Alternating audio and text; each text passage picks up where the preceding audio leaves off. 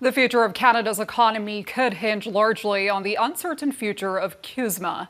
Just recently, Canada's Trade Minister Dominic LeBlanc visited Washington for a closed-door meeting with U.S. Trade Representative Jazan Grewal, describing the meeting as positive, but noting there is still a lot of work to do.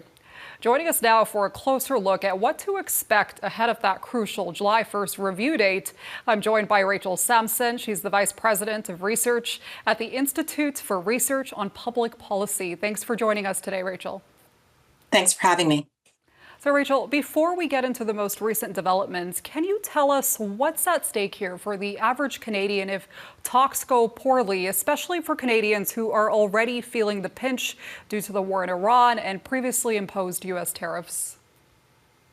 Yeah, we've done some research looking at some of the possible risks, particularly for communities with high concentrations of employment in particular sectors, such as the auto sector, steel production, softwood lumber, those types of things. So that's very meaningful for certain communities across Canada, Southern Ontario, BC for lumber, Quebec. It's really important to try and get the best deal possible. But at the same time, we don't want to give away too much that could reduce our potential to increase our exports to other countries. Okay, and Canada's trade minister, he proposed a full 16-year renewal of CUSMA ahead of that July 1st review date. What real leverage does Canada have to secure a long-term renewal going into that meeting? Well, I thought it was really interesting in the Prime Minister's speech in New York. After he said that Canada put specific proposals on the table, he mentioned three sectors: autos, aluminum, and critical minerals. And on the aluminum side, it's really interesting timing because aluminum prices have been spiking. And so, American manufacturers that use aluminum are really hurting because of, the tariffs that they pay, plus the prices that are spiking because of tariffs as well as disruption in the Middle East. So it's really good timing to put on the table a potential deal on aluminum. And then, the US has a lot of interest in Canadian critical minerals as well in terms of having secure supplies of those. The disruption in the Middle East has really shown how global disruption can affect production and competitiveness within the US. So given that Canada really needs a deal on the auto sector and has a strong interest in preserving an integrated North American market, it's a good time to put all three of those sectors on the table and try and reach some agreement. Okay.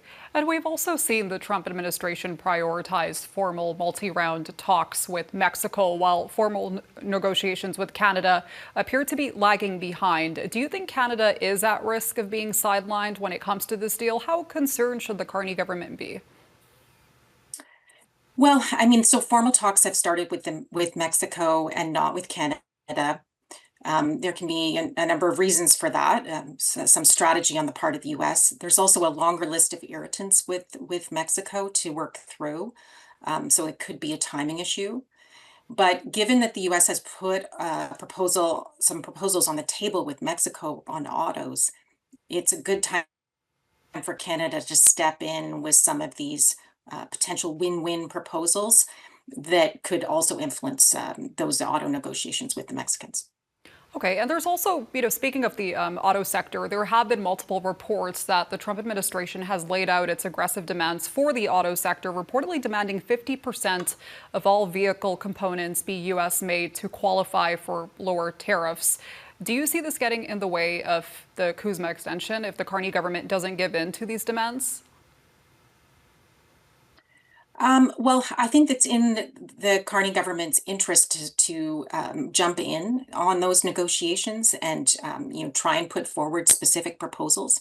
What I've seen is that there's a significant concern about the administrative burden of these content requirements, and so if there's a way to do it that is practical for the auto manufacturers as well as parts manufacturers, that doesn't involve too much administrative burden. As the industry has said, some parts cross the border between Canada and the US multiple times, so you don't want to have them going through a lot of paperwork every time it crosses the border.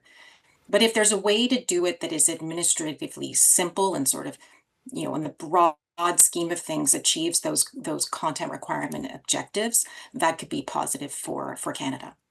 Okay, and finally, just more broadly, what are the chances that CUSMA emerges from this review with greater certainty and stability versus a prolonged period of trade uncertainty that we've seen over the year?